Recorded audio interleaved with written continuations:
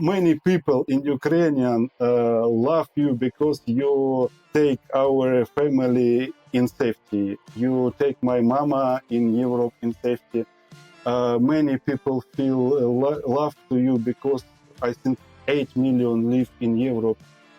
Please don't be guilty what you can do. You do very big deal, because if you not support us, we go to the depression mentally, and we stay alone. Now, if you support us, we feel it.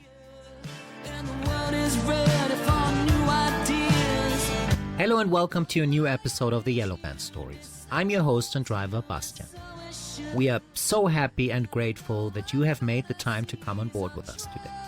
We have been waiting just for you and kept your usual seat by the window side. After Russia's invasion of Ukraine, the topic of the second season of this podcast became very clear to us. We decided to invite Ukrainians into the van to share their stories with us and to learn more about Ukraine's cultural identity, because it has too often been appropriated by a chauvinistic Russian narrative. And the same narrative now serves as a pretense to the war. I open up today's episode with Mikola's expression of gratitude towards his fellow Europeans, because it is a reminder that what we do in the rest of Europe, and the rest of the world of course, really matters to Ukraine. Showing our support 16 months after the invasion is not an abstract, empty gesture. It makes all the difference in the Ukrainian fight for democracy and freedom. Let's not forget that, however long this fight will take. Ponzi's in first gear already, and we are good to go. So buckle up and sit back, because today we're going to meet Mikola in Kyiv.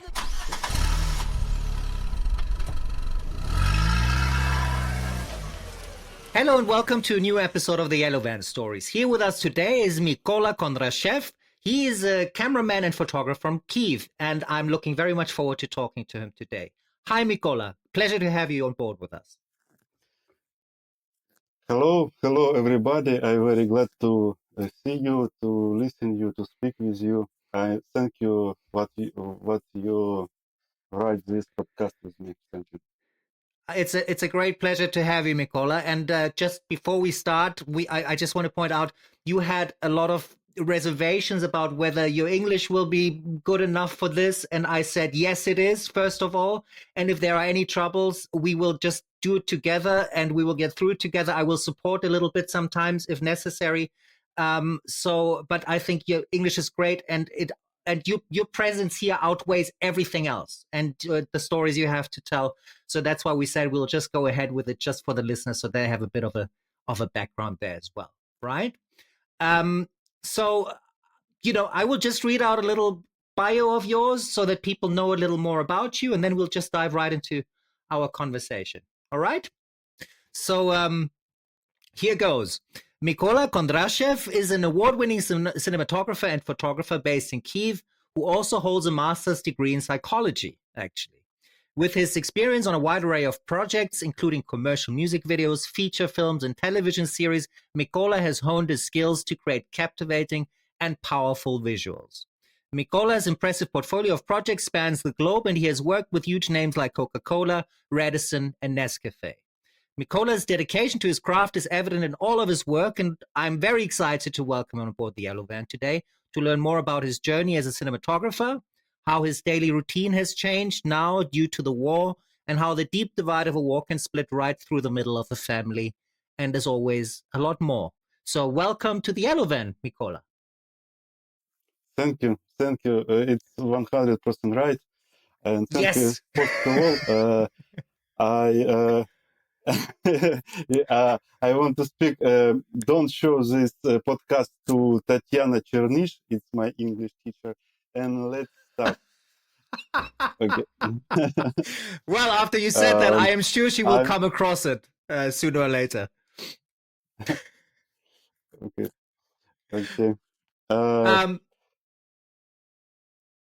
Do you want to say anything before we start? No. I many many time spent with myself to wait this podcast, and I want to say about how the fields, cameramen, photographers, and another people who who work in this production now after Russian invasion, big Russian invasion, and what changed.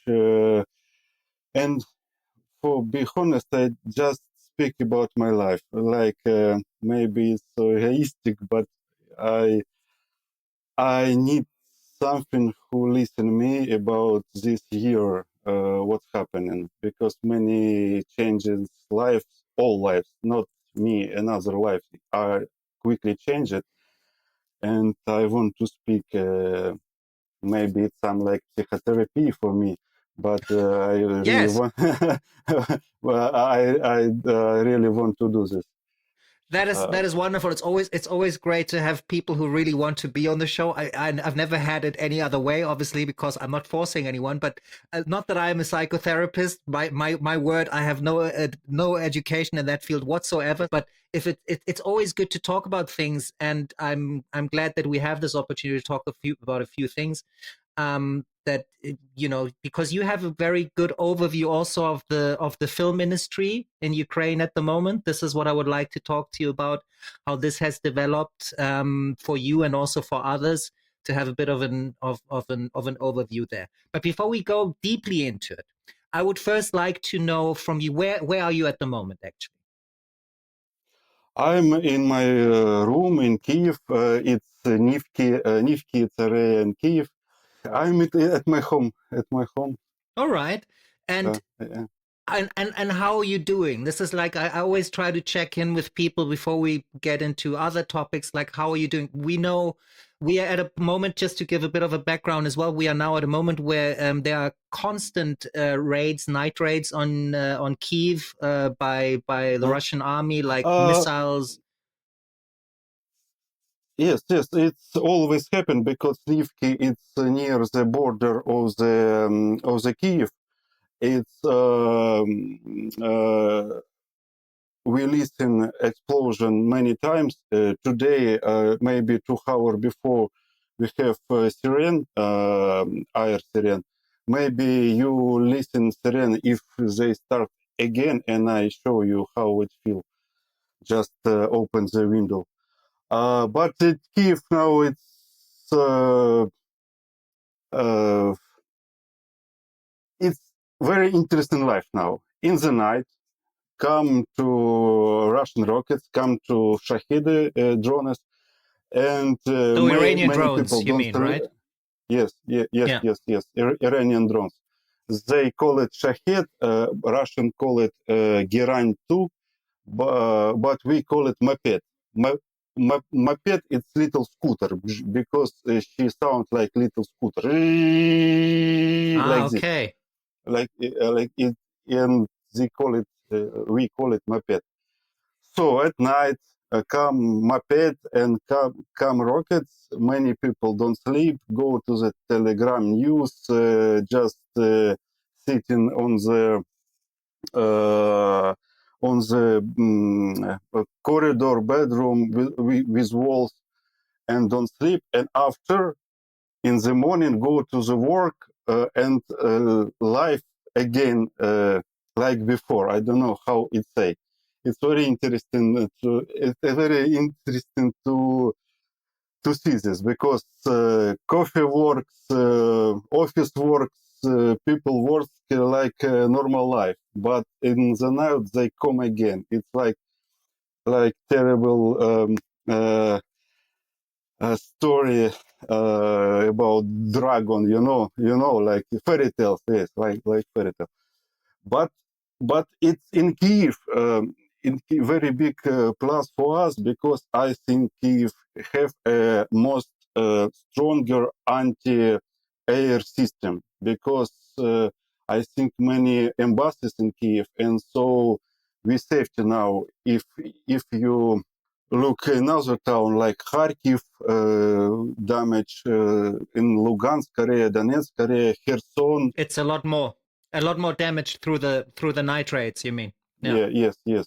But that also means that you don't really sleep at night, right? I mean, this is the most haunting about it. I suppose that I see images of people sitting on the escalators, the stairs of the subway stations, the metro stations, because at night they have to very often leave their apartments and then spend the nights there and then go to work the following day.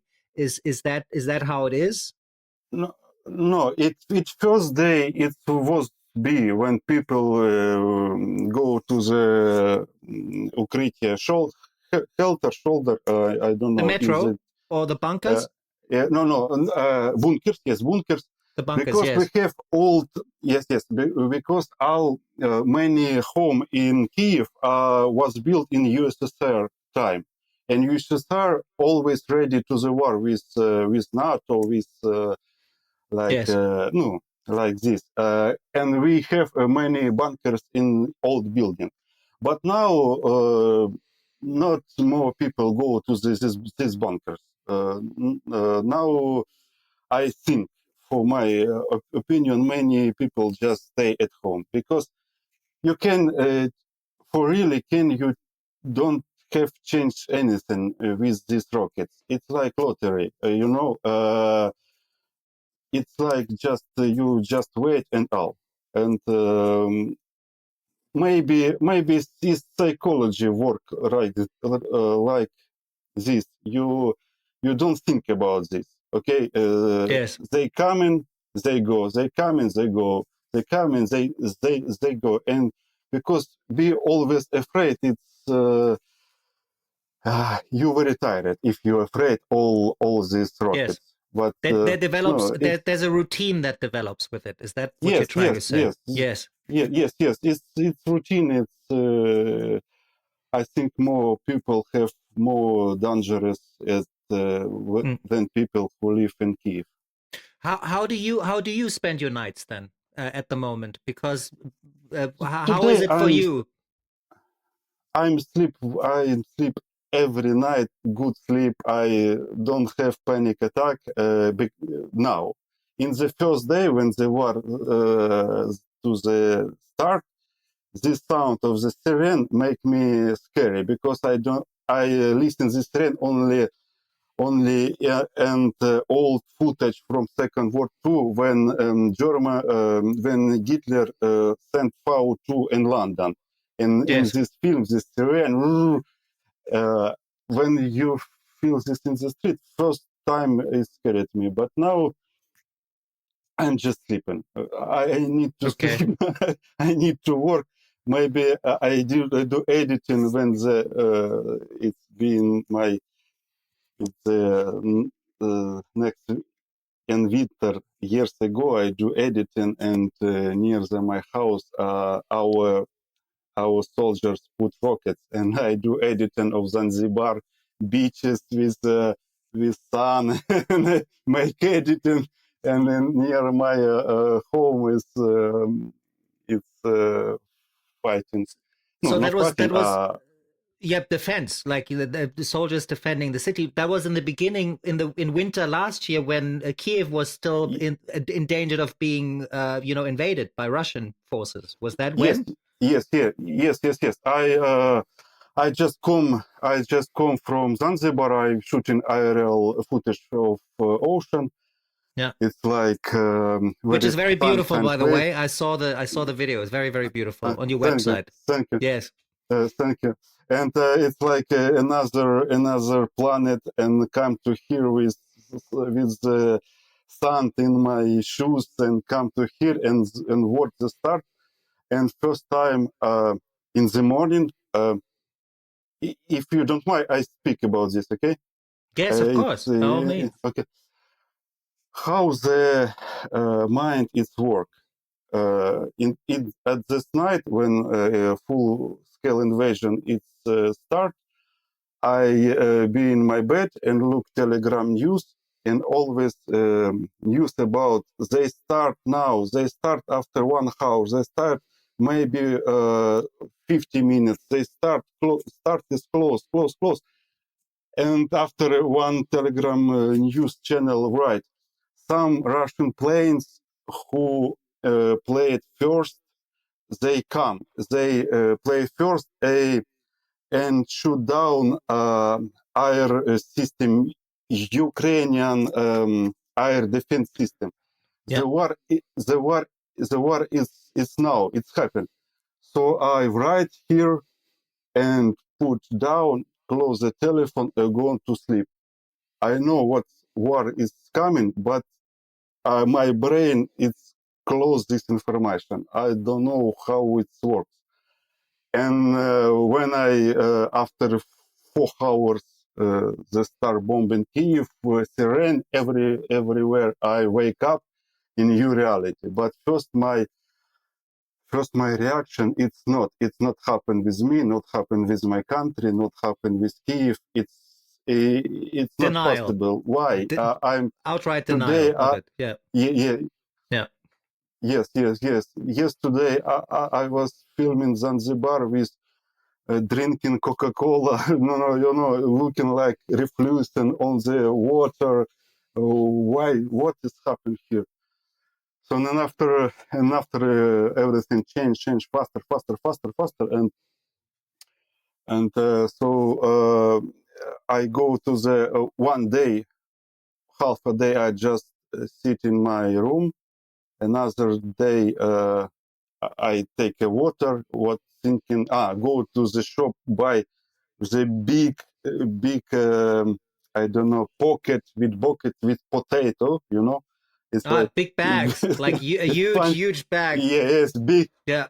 Yeah, huge bag to potato.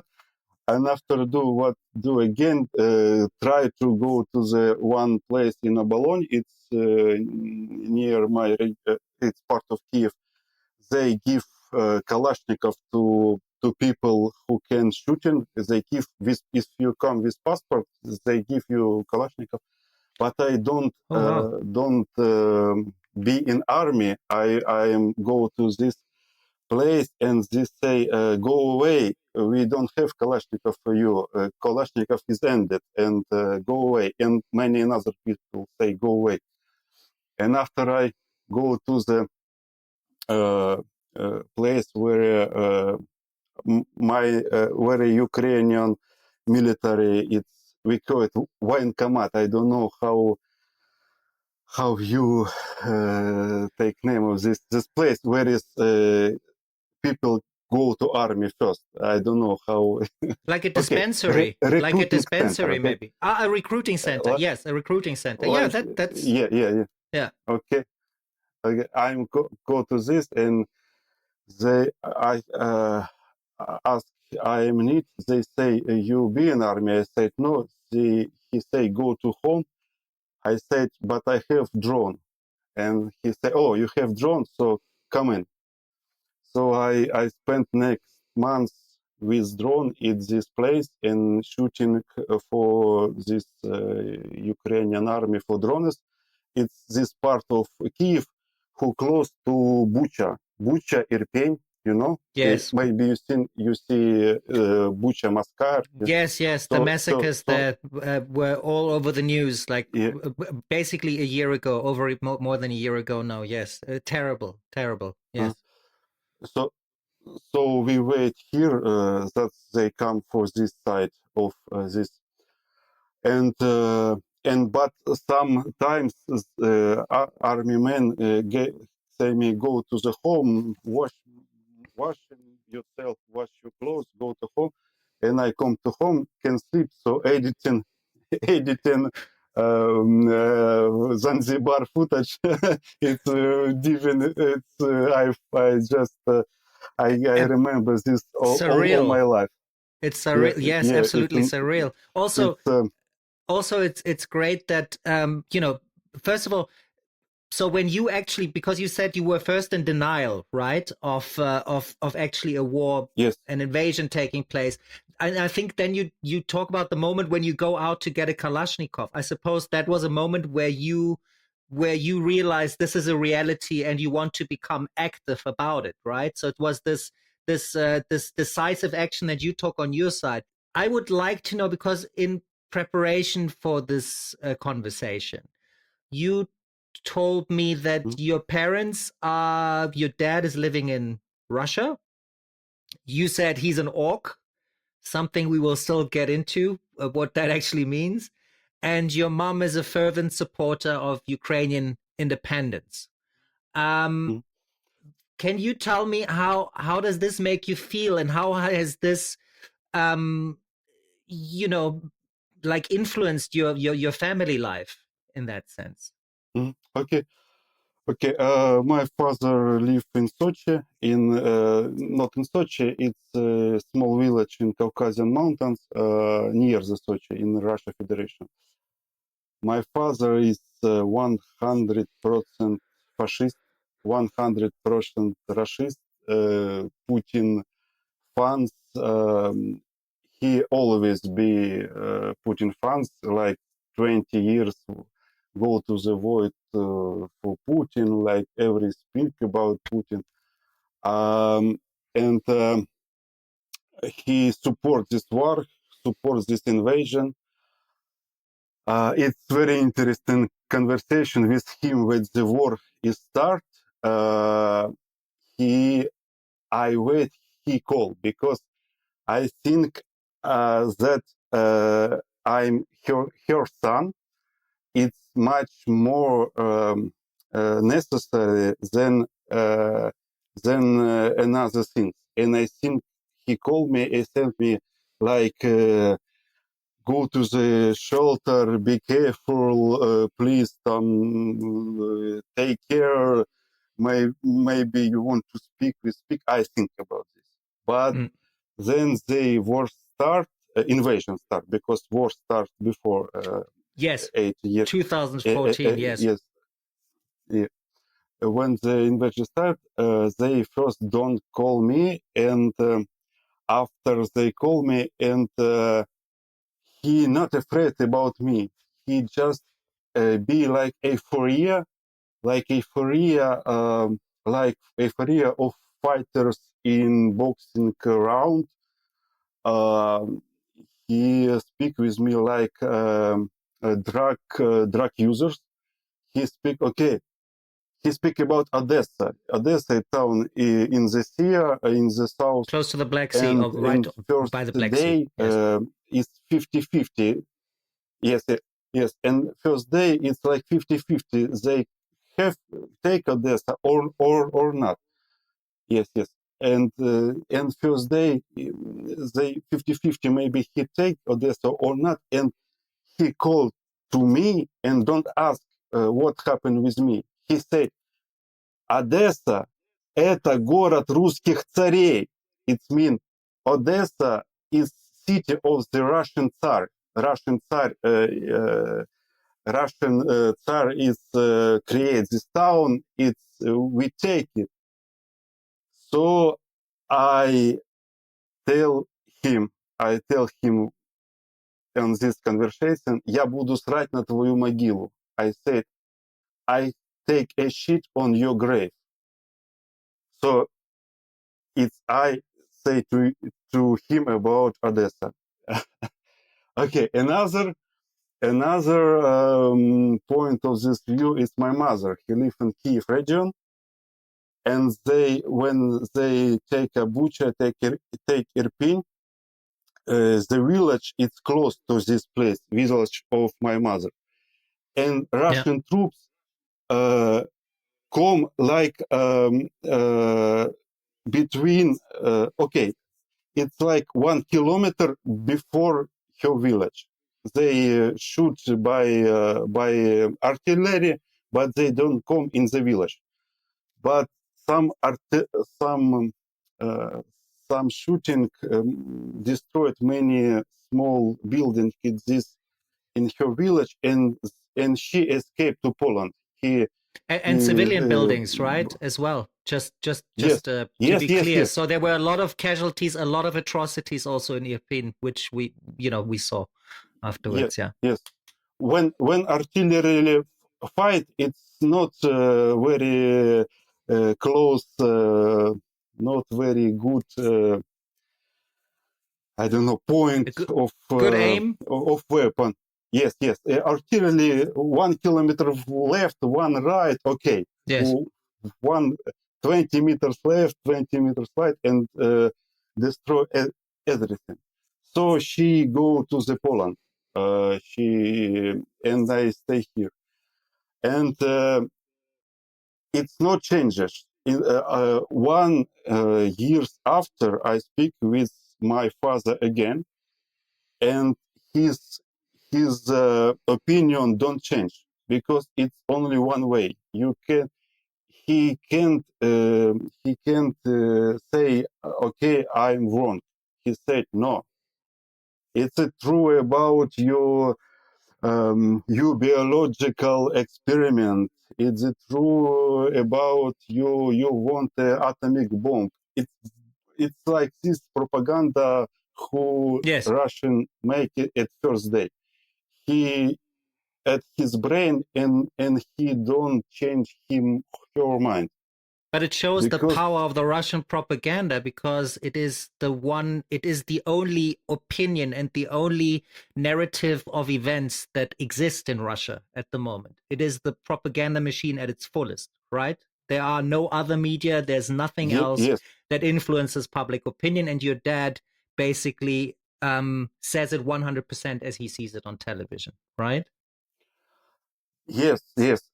Propaganda 100% more powerful than atomic bomb because people like my father don't change his mind till the end. He start think this in maybe 10, 15 years ago in TV, and his mind don't change. He be a zombie at the end, and Yes. it's a tragedy. But I want to speak what one thing for me actually. I Yes. uh, I don't want explain what maniac do before they start to be a maniac. Okay, let's explain. When Yes. some people kill it another people, mascara or something, always people think what happened with him in the childhood. Okay, maybe he look TV and propaganda brain destroy her brain. Another thing. Stop do this. Stop. I want my opinion.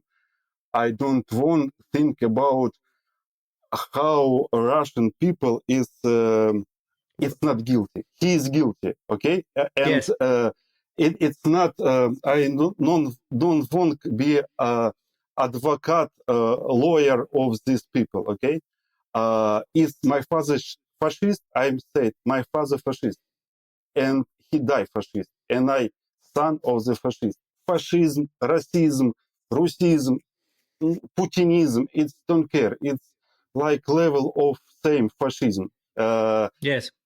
Um, Basically, so what I'm hearing so is this you maybe what I'm hearing in what you're saying is that basically to just blame it on socialization and the own upbringing is not enough to excuse everyone's thinking, because he also has a socialization which you are a part of, and you are giving him another perspective on the world which he decides to ignore willfully, right? yes, yes, So you're calling basically to say there is such a thing as as personal responsibility for these things and the opinions that you hold, and I agree with you entirely.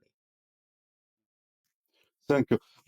When the occupation of Crimea is start, I try to speak with him. I try to uh, and I thinking what I can explain what's happening in Ukrainian, who we are, what happening in Kiev, what happening with language, Ukrainian language, Russian language, what's happening, and he don't want to listen me. He just speak about news, новости Первого канала, first channel news in Russia Yes. in the translate Russian news, and it's close. No, Uh, I it's I bad, but I can't change this.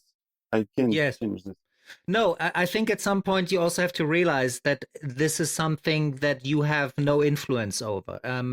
And you have to make your peace with that. I think it's very important to do that. I know that with situations in my life as well, you will never change somebody else. The only thing that you have the power to change is your own behavior. So you will just have to reflect your behavior towards your dad, and this is something you can change. Everything else is not in your power. And once you realize that, I think there lies a lot of power in that. So yes, I hear exactly what you're saying, and I can relate to that. Mm.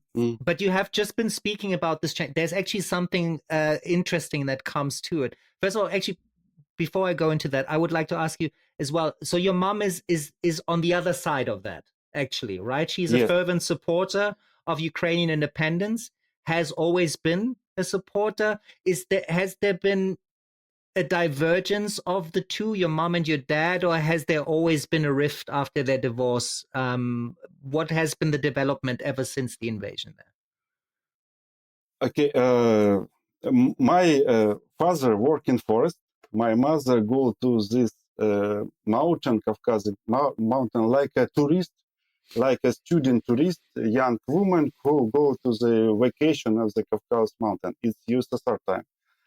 So they meet together, make me and my brother. We one years 1 year between us, and after divorce, my mother lived some time in Caucasus mountains, and after come back to Ukraine with us.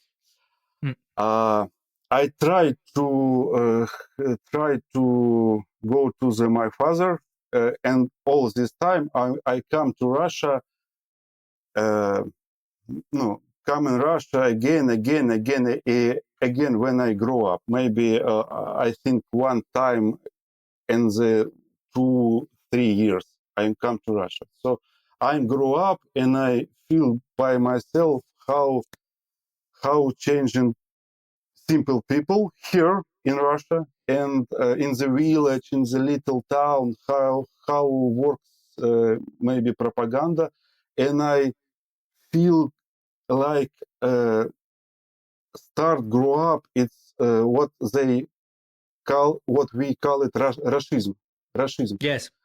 And I feel by myself because when my father or other people know I am coming from Ukrainian, he speak with me like a little stupid guy, okay, a little dirty, a little funny, a little not quiet, maybe Yes. some joking, maybe some spoken. Okay, they say, okay, say something on Russian language. I send там, доброго дня, вам дякую, in oh, funny language like this. And Sorry, just it's quickly, this always joke.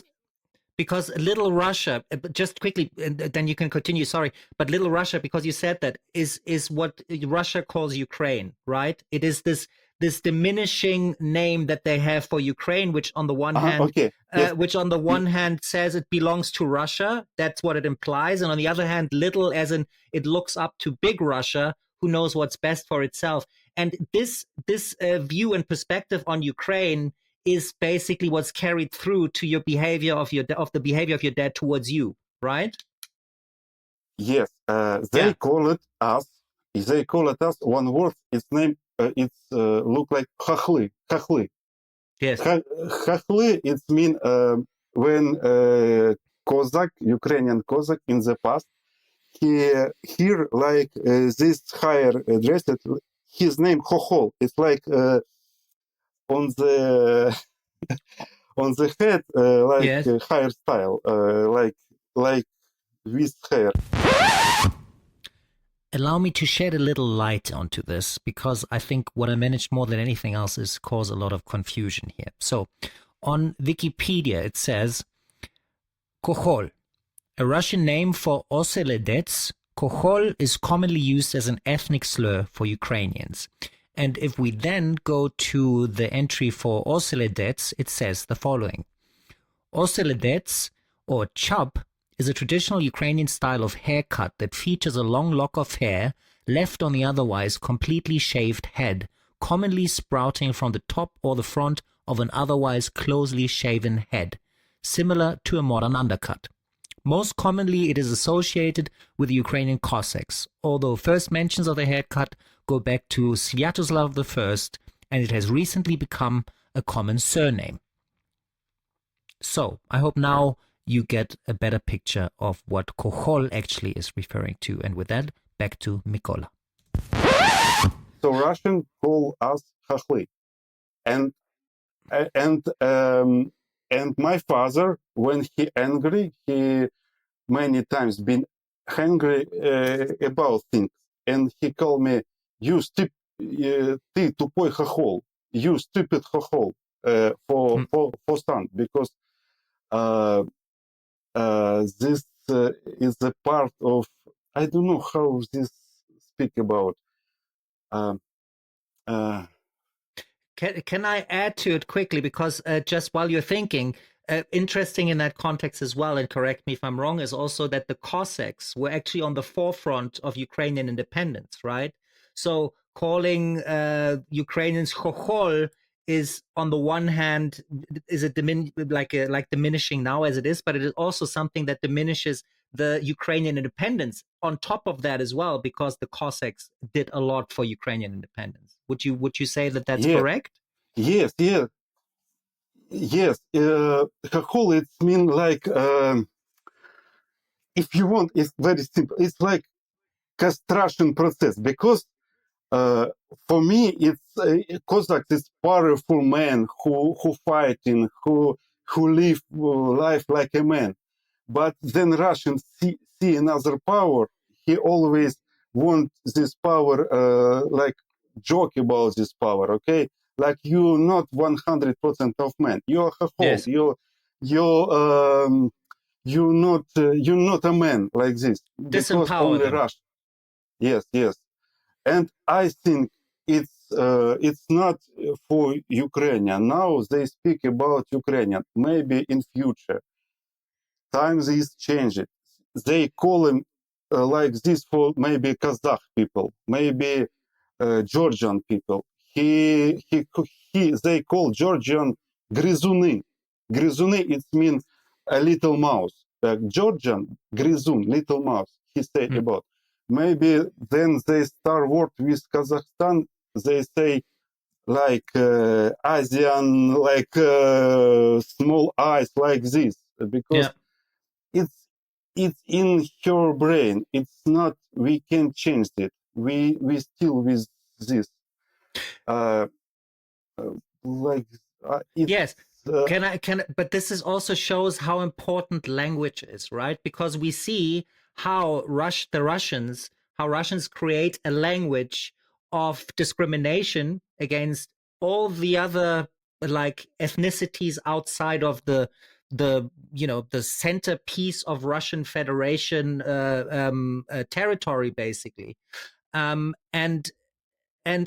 language is so important in that, because it basically corroborates all of that, and it will give it a long-lasting effect, which is why I wanted to ask you, because there's something that I picked up on, like in some of the credit rolls of the videos that you worked on. I see that you stand there as Nikolai sometimes, and now you call yourself Mikola, which is, when we said that in our preliminary call for this conversation, is the Ukrainian version of the Russian name Nikolai. Why did you change that, Mikola? I want to live without conflict in myself. Okay, many times I think who I am, Russian or Ukrainian, mother Ukrainian, father Russian, who I am in nationality, who I am inside me. But now Mykola Kondrashev is my work name, like this. I want to be a cameraman, photographer, do what I have to do, and stop fight inside me. Okay, Mykola Kondrashev, it's my passport name in my passport for another country. I don't know how it's named outside passport. Yeah. And so when I come in another country, I said Mykola Kondrashev, and it's me. It's more name. It's not nationality. It's name of working man, of cameraman, of photographer, Mykola Kondrashev. And I tried don't come this war inside me, okay? Because it's very hard. If you want, if you ask me who your nationality, I said I'm citizen of Ukrainian. I'm live in Ukrainian. I'm love Ukrainian. I'm dying in Ukrainian. Ukrainian. No, it's for me important because about language, Russian make a simple hate map of the world. I want to tell to you. Maybe you think it's funny, but they it's in mind of people like my dad. He said, "Okay, Ukrainian хохлы, Poland people ляхи, okay, Mm. Litva, Latvia, Estonia, Lithuanian, Estonia, Latvia. It's like it's not country. It's like Russian villages. Okay, Yeah. we have All derogative one terms. friend. Yes, we Germans. It's fascist. One friend is Serbia. Serbia is братушки. They call братушки. Братушки is братья, brothers.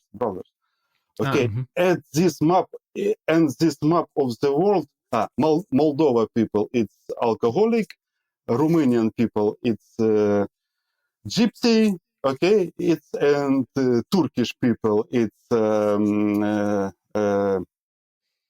who made who work in the hotel only like this. And this Yes. map of the world is 100% good coming in the brain people how like my dad. He do need decide. He do need thinking about. He just knows this and also, and you need thinking more. Yeah. I can't understand how it works in this century. Okay, my brain is explosion because maybe we see like people go to the Mars. Maybe in the like 25 years, okay, 40 years. Maybe we live in time how people go to the Mars. How it works now with country who have internet, I don't know because my father, if he want, he speak, he reads this, he speaks this, but people don't want this information. Okay, no, Because, maybe I something. no, no, no, no. This is so interesting because, the thing is, we discuss language. This is one form of it. I mean, language is being discussed all over the world and the power that it holds, and not just in Russia and in Ukraine, but also we have, for instance, in Germany, there's a big debate about gendered language and how to do that. And so there's a lot of controversy around it. But not so much for me because I do believe that language is power and language is also being used to express certain power structures. And I think this is exactly what you are saying now in developing these derogatory terms for everything that is outside the Russian heartland of like the old Muscovy, if you will, so to speak. That's obviously something that's very anachronistic, but it also works in keeping all these people separate and apart from each other according to the old political and imperial truth that divide and conquer.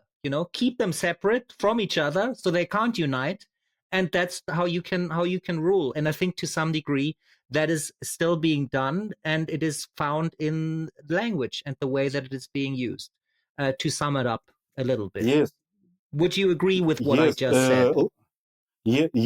yes. Language is like another rocket. Language is another shahid, another moped. They come slowly. Okay, politic of imperialistic Russians, it's not happen now. They have more years before. Okay, they many people from Estonia, Latvia, Litva, people go to the Siberia, go to the die, and another Russian people come to this place, living, spread Russian or Russian language, and now they say we are Russian too. It's a Russian place here, so they come in Donbass, come into Moldova, coming, and speak Russian again. It's not. I think what's happened. I think in future what's happened. First time some violoncelists come to Europa and speak. We just playing in violoncelle in Berlin. We just playing music, no war, just music. And you say, okay. After some Russian poets come in and speak, okay, just poems.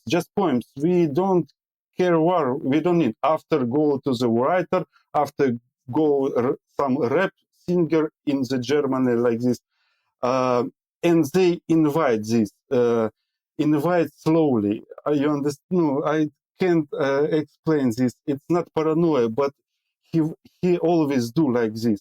He invited by language first, after like cultura second, after money, after war. They just want spread Russia everywhere. But if you see the home of my father, your brain was explosion. It's the home dirty, poor home who with pockets, with garbage, with no electricity. He put electricity not in the put on. He electricity by I don't know how it is, how it works. Okay, he With a don't have cable. normal electricity. Yes. Yeah. He don't have normal water in your home. He have no toilet. If you need toilet, he come outside and go to the one toilet broken, another if you go to the forest. And he say, Odessa, it's the town of Russian Tsar, because it's many people like him. It's I said, please go. You have your garbage in your home. Just clean up. No, he think about in the past. We get good country. Everybody afraid us. Everybody respect us. Okay, it's I can't change this. No, okay. I think it's the narrative that you can see of either the individual serving the collective or society as a whole, or society, the collective, serving the individual, right? These are two very different ideas. The one is more socialist, and the other one is a lot more autocratic, I would say. And because you mentioned Hitler early on as well, at the time before Hitler was elected, because he was actually elected, that's the terrible history of it as well. This is exactly the game that he played. He said he created a narrative that was basically so sublime that it transcended the single individual, and the single individual had to just find its place to serve the bigger idea that he was developing. And I think something similar in that sense is also happening in Russia. There's this narrative of the great patriotic war, like all the values connected to that, how the single individual gave their life to manifest this greater idea of a free Russia, that to this day is being used to get people to rally behind this idea and this Russia that is featured in this narrative. So I think if you look at history, you will very often find these parallels. Unfortunately, history in that sense very often doesn't repeat itself, but at least uses some of the same tactics and power mechanics. But I think that's a very, very interesting point that you made with that. Like, why is it that your dad still supports Putin and Russia, even though he lacks the basic amenities of water and electricity? Why doesn't he see his own situation and go, we need to change something? And I think this is exactly why your dad is like that, because he Uh, buys into that narrative that's being presented to him. What do you think about that after what I just my analysis of that? uh, I try to speak one time with my father. I say to you, you go to the job, in 1 month you work for $2,000, $2,000 for 1 month. Hmm. Your country is the biggest rich country in the world. Oil, forest, aurum, always. You biggest, richest country in the world. You go to the work, $200, not thousand, hundred. And why you still go to the election and write Putin, Putin, Putin, Putin? Why? Why? And he say, I just a simple man. I just a simple. They decide. They know what they do. I know. I know decide everything. My opinion is like this. Okay, maybe you're joking, but I think about this. Okay, in the when we be primary, like Cro-Magnonians never no, in the last future when with dinosaurs, okay, Yes. when people live with mammoths. Okay? So maybe fascism come from this time, because if you live in forest, a little group, you need strong discipline. You need listen about why said your leader. You need do faster. You need do faster that the leader come and you what the leader say and you leave. Your leader say, let's change the position, go another forest, and you don't speak. And after they say another forest is your enemy, you go and fight with this enemy and you leave. Maybe in South us, like human being, lives this fascism, like living in South us, when embryon it start developing in the stomach of mother, we have a fish. This for fish, this Gills. I don't know, uh, kills. Yes, here. And Gills. Yeah. after yes, and after embryon change it. But we have a little kills. Okay, maybe this fascism live in us inside, and people like Putin, like powerful and Putin use this. He said people like my father don't think about it. Okay, in the Bucha, coming troops from Vladivostok. You know Vladivostok. It's near Japan. It's Yes. people come around the world, around one, I don't know how kilometers is. I'm go to the China. It's like 8, 9 hours in the plane. Okay, he come by the train and die here in the Bucha. What motivation of these people? To do motivation to go to Ukraine and die in the Bucha only like turn on this primary instinct. Primary, you don't think, just do, just kill, just going, just killing. Our Putin is our leader. Okay, let's go. Mm. And I don't know how medicine this. What we have to do to change this, I don't know.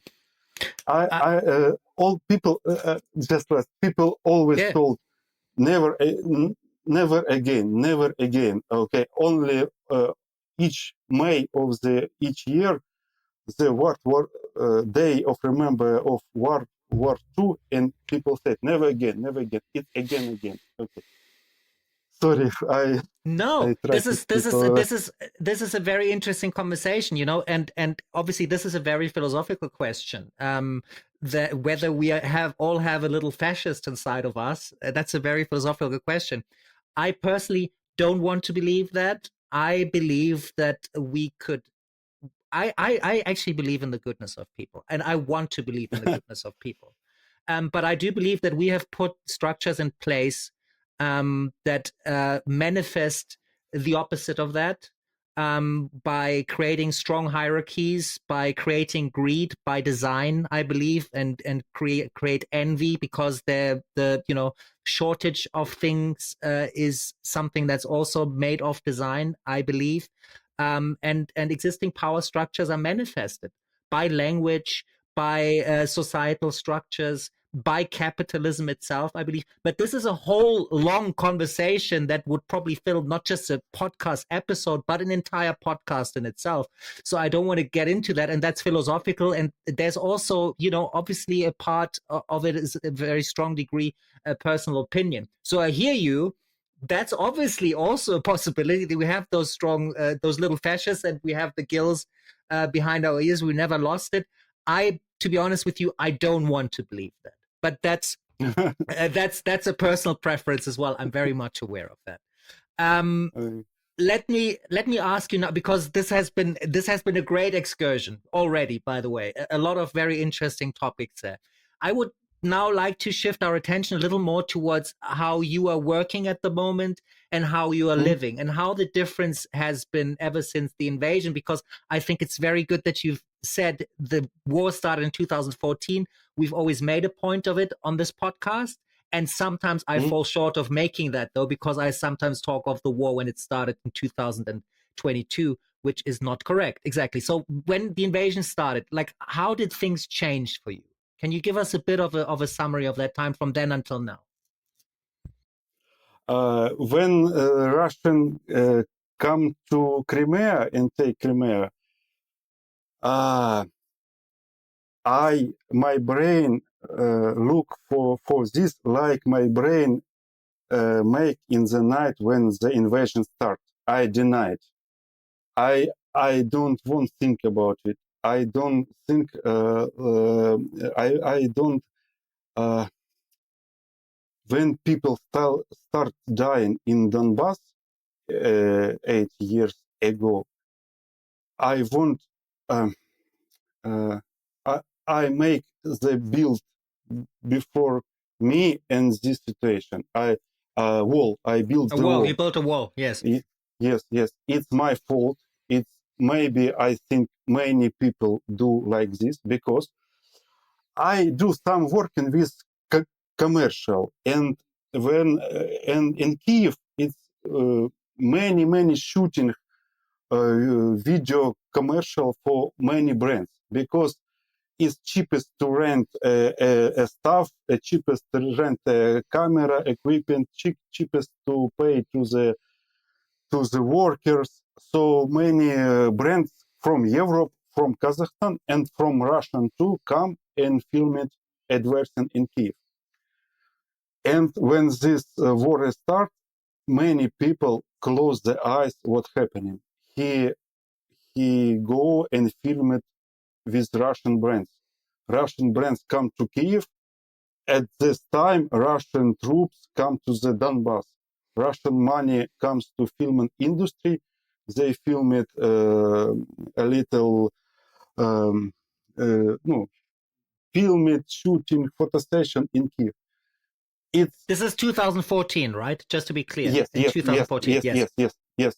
It's guilty for me. It's guilty, I think, for all us. We can be in Nabat, boo, boo, attention, the war. We just, okay, the war is in Donbass, okay, we don't think about it's guilty for me all my life, I think. And when then the invasion starts, this industry are collapsed because nobody come to film it in Ukraine now. Because it's like go to the Syria.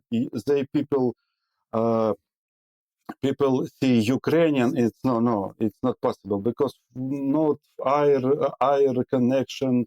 It's not possible. Only no documentary. No flights. Yes. Yes. No flights. No. I think many times we need that this industry it's come back to us. How has it changed also is from the invasion? Because you said from 2014 there was still a lot going on, but you used Russian brands and also Russian products, production assets, I suppose, to make your films, right? How has this changed in ever since the invasion? What was this change for you? Changed uh, many people do not want on just listen, just speak with Russian. Okay, I see many fine screenshot in groups where I stand, like cameraman, photographer, and some I affiliated with Russian news. Right, we need a cameraman. We need cameraman tomorrow. And respond, fuck you, fuck you, fuck you, fuck you, fuck you. Like, okay, if you want, you cut my words, okay? But So no, but people, but there has been a clear cut, right? Ever since the invasion, there was no like yes, but okay, but we still work with Russians like this. no, no, There was a no, no, very clear cut from yes, one yes, day to the cut, next, and basically. yes, yes, yes, cut, cut, cut, not speak, or speak maybe speak only Ukrainian, and some people write, может быть по-русски, maybe in Russian. Cut. Yeah. It's not nationalism here. It's defense here. Okay, we many people in this industry don't want this dirty money come back again. Okay, better for me. I still in this room eating mivina. We call it mivina. It's cheapest cheapest food with What is cheapest food it? What is it? mivina. Yeah, but what I is eat it? better. I'd like to know. uh, Can you say mi, again? What mi, is it? mi, mivina, mivina. It's Mivina. pockets inside. Yes, yes, mivina. Pockets inside lapsha. I don't know lapsha, Is lokshina. it pockets of potato, No, no, or no, what no. is the It's pocket? pocket. You take a water, hot water inside this pocket, and 3-4 minutes it's you have eaten like Chinese soup, like Vietnamese Yes. soup, Chinese soup. Okay, Okay. it's So cost.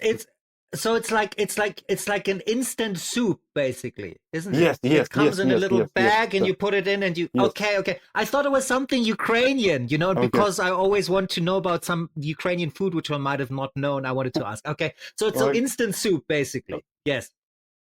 Yes, it's better for me. I one year eating mivina, then I work with Russian when I speak Yeah. with Russian. I'm just come and eating mivina. But for good for me, I have money from stock footage. I make stock footage before the war, and it's drone footage, it's another footage. Okay, and I sold this footage. It's I have the money. I not in pureness now, Yes. but You another still my have friend, resources through another that. yes, Yeah. yeah, yeah. Another my friend, very not good situation, because if you work maybe in use not good payment, always change everything. um, no, you need like many people go another works, food delivery, go to the taxi driver, Uber driver, go to the building. Someone, my friend, do something not legal, but not no legal, but it's for money. Okay, uh, it's uh, but it's nothing if you think about what's happened now in near the Bakhmut. Okay, Yes. it's nothing. I'm just to come and last week to the crematory, when people burn Yes. it, The and crematorium. and Yes. look like, yes, yes, and look like my friend was burned here. He go to the medical and died near the Bakhmut. He youngest like me for 10 years. I'm 10 years more, and it's I look for this him mother and know what we have. It's not problem. problem is life of mother of this guy. It's not problem. This Shahid is not problem. Rocket's not problem because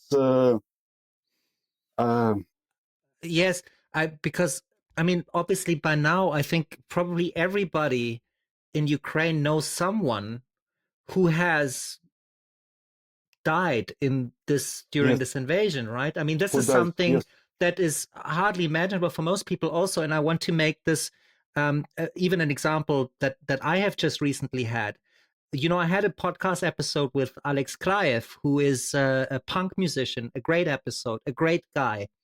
I really had such a great talk with him. And the other day I saw a picture of him in on Facebook where he wears the Ukrainian uniform and says, and now he's going to kick their asses for real.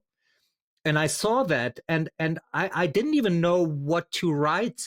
I didn't even know if I should like the post, because what's that? What kind of a reaction? I like it that you are at the front of the war and you are basically, you know, involved in fighting, and you're running the danger of being killed. I didn't even know how to respond to it, what to say.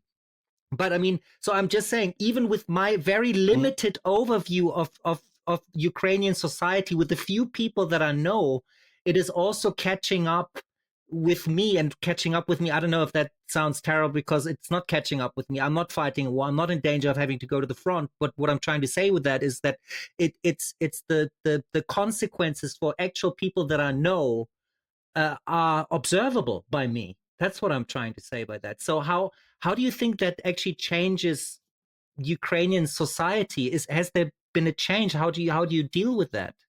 I think many people need to psychotherapy because it's I speak about me. I think how I am react for another people with conflict. Now it's no pause before conflict. If you have conflict in the street, in the bus, in the some buildings, in the market, so you think it's enemy, okay? It's before the war. You think maybe I speak with these people, maybe we have some connection, maybe I am wrong, maybe he wrong. Now I said no, you my enemy, okay? It's like white on black thinking. I think maybe and I think we are afraid. We joking, we spoken, we listen music, but we afraid. Afraid live in us. And when I shooting drones for army, one time I be close near explosion. Some people explosion near the building where I stay. I remember all my time it's fear. You want to live like I don't know how to say. I think I don't want to die. Maybe another people die, but not me. Maybe another day I die. Maybe not now. Please, I want to live. And it's stress, and I think we all need some therapy in future. It's the war. It's not stopped, and they don't stop in fast future. The war is running many years because when I live, I remember when I childhood, I remember how Russian war with Chechnya region, with how they killed Chechnya people, and what simple people think and say about these people.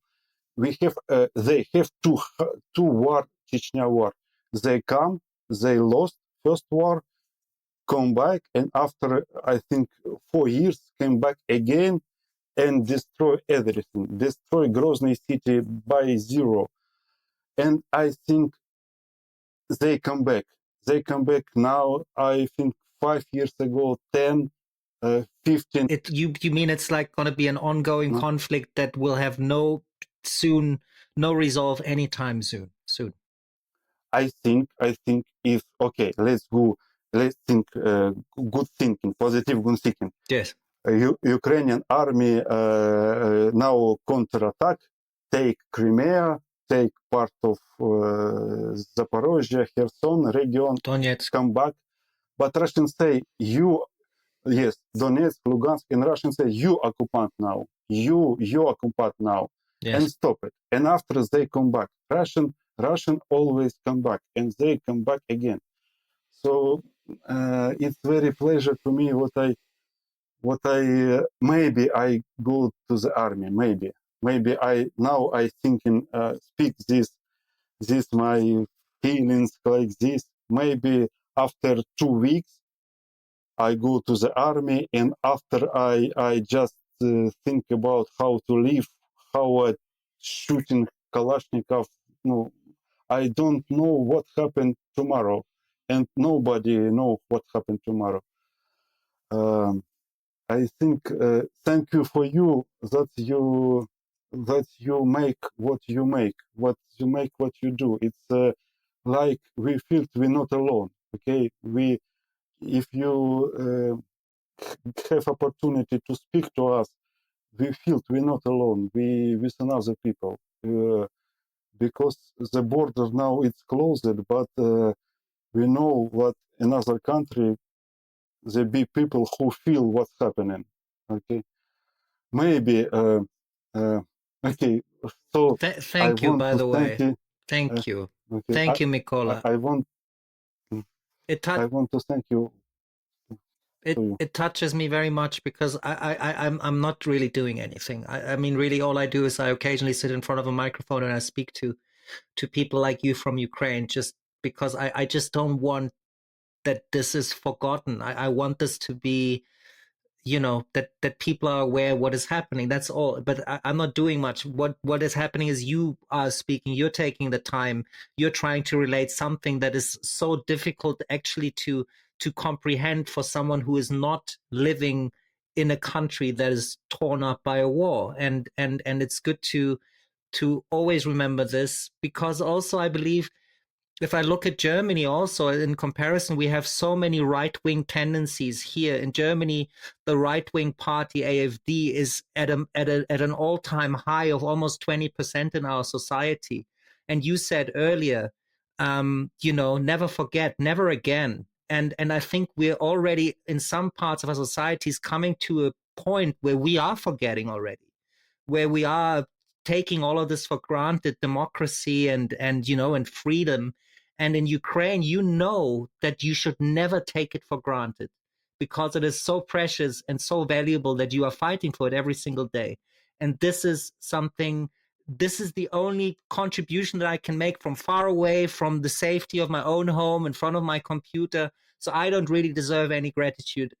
You guys deserve all the gratitude, if I may say so. And also you deserve all the gratitude from a European point of view perspective. And this podcast is actually nothing else but an expression of gratitude towards all of you in Ukraine who are fighting this war and this conflict every single day. So thank you. That's what I'm trying to say. Look, I would like to, because this is also about culture, and I feel we haven't spoken so much about your filming and everything. So if you still have a little bit of time, do you still have a little bit of time? I would like to go a little Yes, little into your filmmaking as well, so that people also know that you are available for hire. You are selling a lot of stock footage at the moment. This is how you make your living, but there has been a tremendous loss of work opportunities ever since the invasion.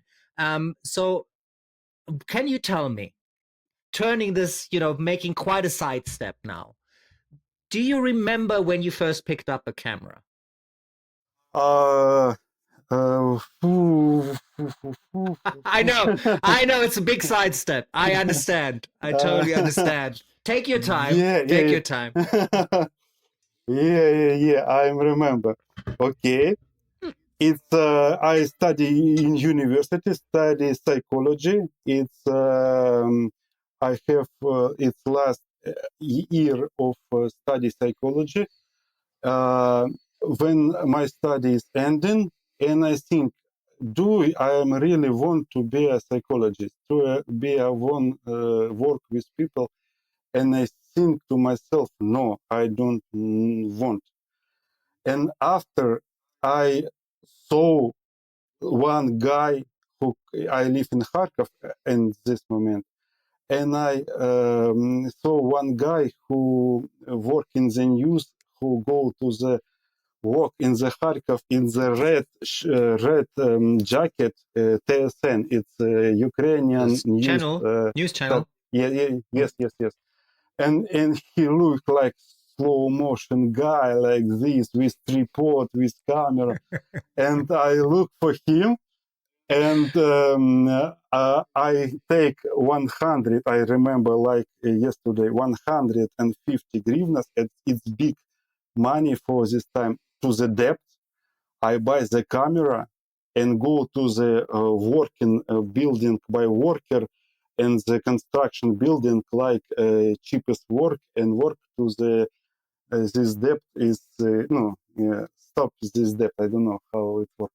Okay, Yeah. it's my first camera, and I go to the what do everything students go to the film it wedding. I hate the wedding. I hate this beautiful white dresses. I hate. Because I film it on months 3-4 wedding with people who old people when he little drunk, he, oh, cameraman, come to me, drink with us, forget, put on the camera, let's drink. Okay, it's and after go step by step. I don't learn anything. I'm filming just by myself. Just so maybe who in Germany, maybe who listens this podcast and little afraid what I no have education. But if you want film it, just start the film it. Yes. If you want telephone, just start film it in telephone. Yes. Just if you just editing by yourself, step by step. Just fucking Because do if it, you have right? YouTube and yes. Just do it and forget. Just do it, and you make it. And Because do it a lot, because oh repetition is something that makes you better at stuff, right? So this is so forget yes, about any formal education. I totally agree with you. You can, if you want to know more about film history, also, go study whatever, but just fucking do it, and do it a lot, and then you yes, will get there somehow. And that's how you did it, I assume, yes, right? You did it, and you yes, did it a yes, yes. lot, And and that's why how you got great at cinematography. thank you very much. And in collective, if you work in some group of film it, good groups, if all the people need people who okay, first people always think how you like a people, how you spoke, how you don't don't lose the time, how you don't be how you connected. It's don't be afraid, be with contact with another people. I want to speak to, don't be afraid, good rich famous brands, okay, because it's people too. You can always speak, you can always rework again, you loses, you rework again. It's I I make one many hours speak about this, because when I speak about this, I'm live. If Yes. if I if I film it now, if maybe I'm shooting day after tomorrow, all this day before day after tomorrow, all this time, it's happy time for me.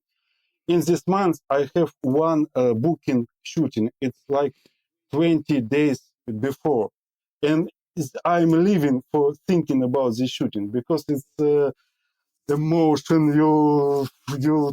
Yes. you create, you with energy, and after no, I am the same Jewish way. I'm people. the same way. Before any shooting, first of all, I'm still nervous before any shooting, even though I've been also doing this for quite some time now.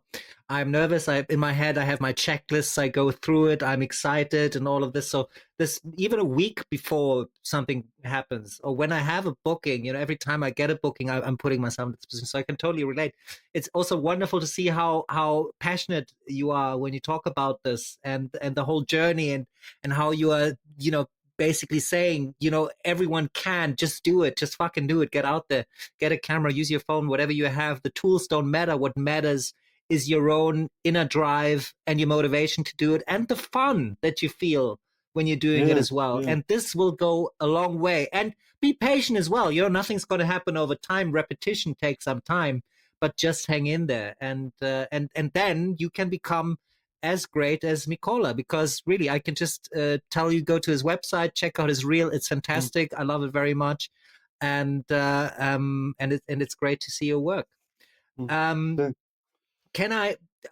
Because I also want to always use the opportunity to think about of or to go into a part of Ukrainian culture that might not be too familiar for people. This is also what this podcast is about a little bit. And seeing that you are in film, is there a particular Ukrainian film, first of all, that's your favorite? Like a Ukrainian film that comes to mind, where you're like, wow, I love that film. I would watch it over and over again. Film director Лазница. No, He Lesnitz, I don't think I have, as I've heard. um, Лазница. Лозница. It's he Uh, Film «Счастье мое». I don't know how it in English. It's like «My happiness». All right. Лазница. I sent. I sent. A I link. sent a link to you. Oh, that would Yes, be yes. great. Yes, I'll link to it Yeah, in the show notes, of course. Yes. yeah. Лазница always filmed its natural lighting, and he very it's like he filmed on board between, for my opinion, between acting and documentary story. It's like it's between this part of film and he I think he nominated for Oscar maybe 2 years before. I think he thinks All some right. film about he thinks some film in about Donbass. I think 4 years before. I think this. If you look this film director, you very like. All right. So uh, uh, What do you like particularly if about the I film? About, like, I mean, his style is. I think that's very interesting about like a narrative and documentary, to find a mixture and something that be, plays off each other like that. What about the film? My Happiness is something that you love. what what I like to film it. No, about the film My What I Happiness, the film you just named. ah Yes. What do you love about it? What's i- what touches you the most? because first it's the light, Hmm. and second it's story what's happened before. It's uh, why we now why Ukrainian now like Ukrainian now. What the story begin?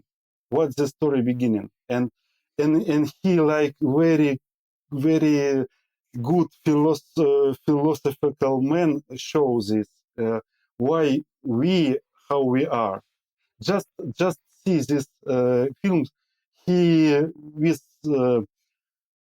people inside the film do not speaking more. He's speaking less, but film like very interesting. Please Will look. I will link to it. It will probably be on TAC Film. Usually that's where I find all the Ukrainian films. It's a great platform for Ukrainian films. I'll link to it. There might be a charge for it, but it's $3-4 for a film. I mean, that's definitely worth it. So I will link to that. Um, Also, I always ask this question, like, do you have, because culture also gives solace.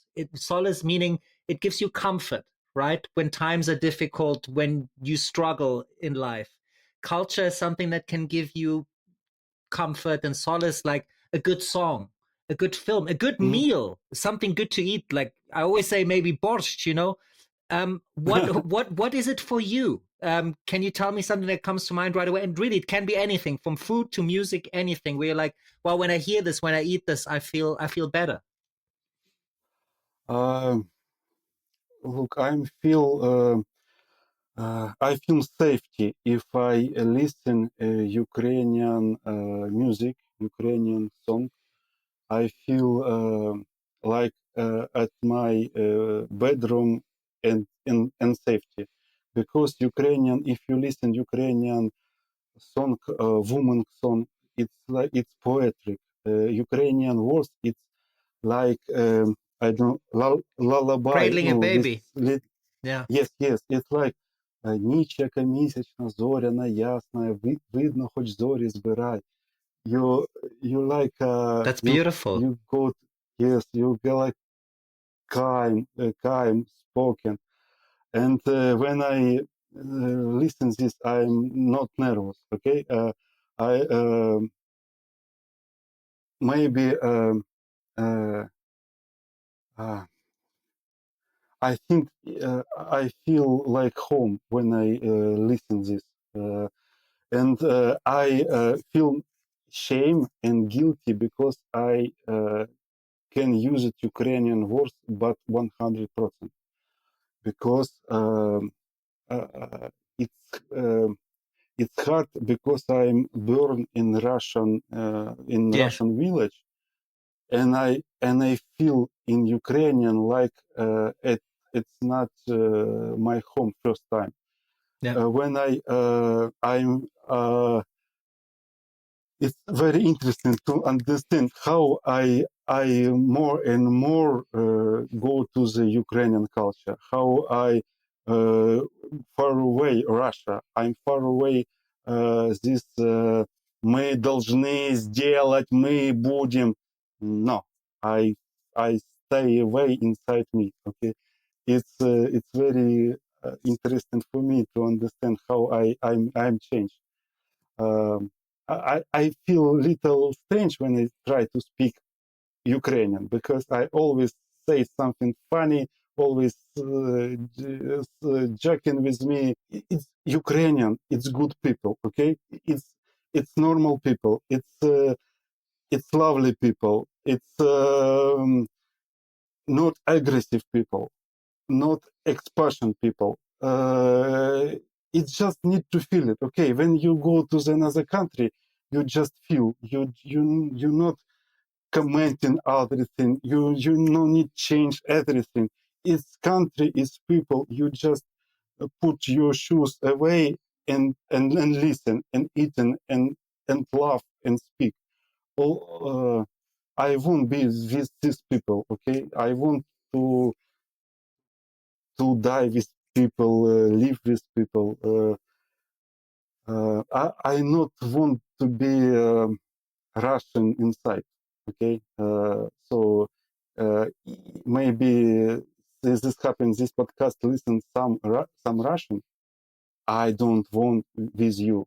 Okay, I won't live without your identity, your words, your poets, your story about Second World War. Okay, your heroism, not touch me. I want be independent of this. so you are embracing your Ukrainian heritage, your Ukrainian origin, and I think the way you express that, I can only guess, obviously, and I can imagine that that must also be very difficult, um, because because of this conflict, you must feel torn and all of that. I think it's very difficult. But just from my perspective, I don't think, I don't know if it's my place to say that. I will say it anyway, right? There's no reason to feel shame. Like, don't ever feel shame, because there's nothing you could have done differently. This is your heritage. There's also who you are, and I think it's always good to embrace that and then move forward with that positive affirmation and move forward with that. Now that you're choosing the Ukrainian in you, that's a choice that you're making, but that doesn't mean that you have to be ashamed of anything. And Yeah. you have just expressed so much passion, so much love for Ukraine. This is where the focus should lie. Your love for Ukrainian culture and your Ukrainian origin, and that's wonderful. And it's great to see it, to witness it here. And I not with this. Basically, I think we are already coming to the closure of the podcast, and you've been very patient because we're actually already on 1.5 hours, and the listeners have as well. Thank you very much for if you have made it this far, for staying with us. We have talked about, and this is what I would basically like to close this with.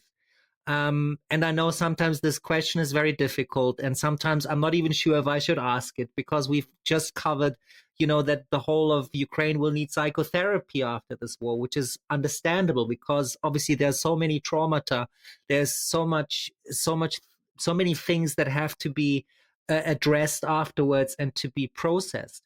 But nonetheless, I would like to know from you, seeing that you have said you want to look at the positive side, and me too. Let's not look at the positive side per se, but at least, do you think there are any opportunities in the future that will arise out of this war? Anything like in future, in past conversations, for example, it was said that there was a bigger unity amongst Ukrainians after the invasion, for instance, right? They moved closer together. There was more of an overlapping of personal stories and perspectives. What do you see there? I know I've made this very long introduction, and I always want to, put it in a context, but I think it's necessary. What is it for you? What opportunities do you think might arise out of this, if any? The war make and come back again, again, again, again. Many people in Ukrainian love you because you take our family in safety. You take my mama in Europe in safety. Many people feel love to you because I think 8 million live in Europe. Please don't be guilty what you not war, what you can do. You do very big deal, because if you not support us, we go to the depression mentally, and we stay alone. Now, if you support us, we feel it. By know this, we just know this. We feel it. What you think about us? It's it's what I want to say. And and and call me if you want some shooting in Ukraine. I do my best. Oh, absolutely. That's going out there. That's registered. I think this is maybe what I take away from what you just said when I asked you about the opportunities, because the opportunity here is also that maybe Ukraine is now, after all this time, sincerely seen as Ukraine as its own independent national entity and cultural identity by the rest of Europe. And before then, it was not.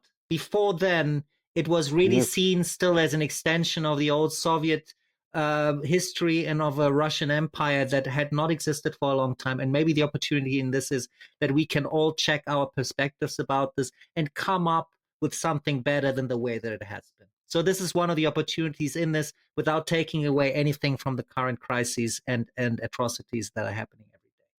So Mikola, I think that is a fantastic way to end this podcast on. One more thing. Sorry, I always forget this. Because I always want to add at the end in the show notes, like some sort of initiative, some sort of organization that people can donate to. So do you have anything where you can say, if people have $5 to spare, $10, whatever, $2, they can give that money to this organization? And if not, then Uh-huh. you can think about it, and I will link to it afterwards.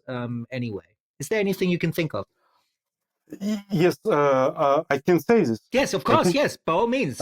Okay. Okay. In Europe, in Goland, I work with some organization who name Eyes of Ukrainian. This organization, I sent to link to you. Yes, please. Yes. They buy drones and send to Ukrainian army, and you can donate some money to, and these people buy drones for your money. If you have €5, €7, €8, if you want to help, please donate to this organization.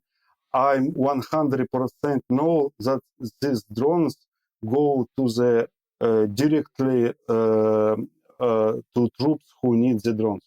Yes. It's very much help to us. Yes. As soldiers to fight. I will definitely link to that. Absolutely. It will go in the show notes. Do you have something like a civilian organization as well? Because I know, and this is not in any way a qualitative call, but some people will probably have a problem with donating to military things for personal convictions. Do you have anything like a civilian initiative as well, maybe civilian aid to support? Yes, I know some psychology organization who support wives and women of men who fighting. Yeah. If you want, I send to you link to this organization. Please, yes. It's like it's psychology support. It's psychology support to people. I trust to these people. I know these people many time. I work to these people many time, and if you want to donate to these people, I send you link. Fantastic. Thank you very much. With that, let's close up today, Mikola.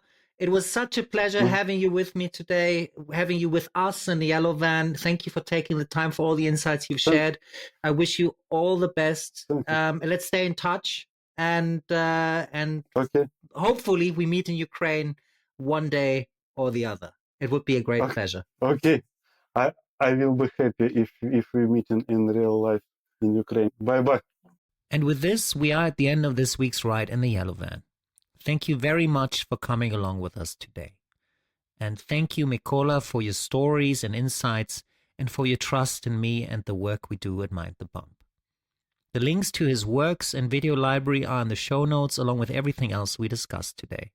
And if you are a video editor or producer and you are looking for great drone footage, be sure to check out Mikola's work. Shortly after the recording of our episode, Mikola received mail from the army to be registered with them. As I'm recording this, Mikola, like countless other Ukrainians, is waiting for his marching order to the front. It could come any moment of any day. Alex Kraev from Odessa, who you might remember from one of the previous episodes, has already been at the front for over 2 months. In one of his latest Facebook posts, he wrote, "I am not dead. I am learning." War becomes something else entirely when you know the people who are thrown into it. Therefore, more than ever, let me close with this. Keep loving in the face of fear and stand with Ukraine. Take it away, Jim.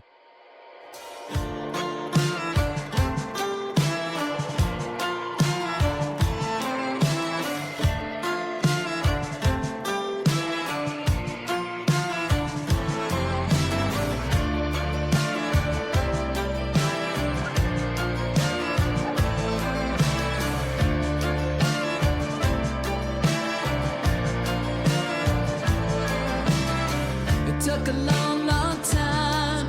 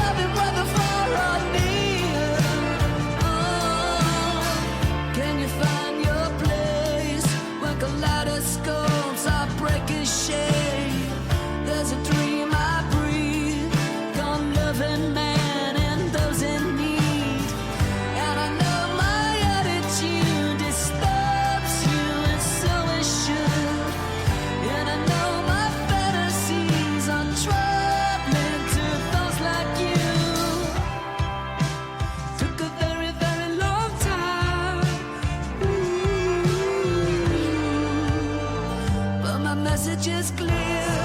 Keep living in the face of fear. Keep shouting that you are here. Talking about those ideas. Loving whether far or near. Loving in the face of fear. Shouting that you are here. Loving in the face of fear.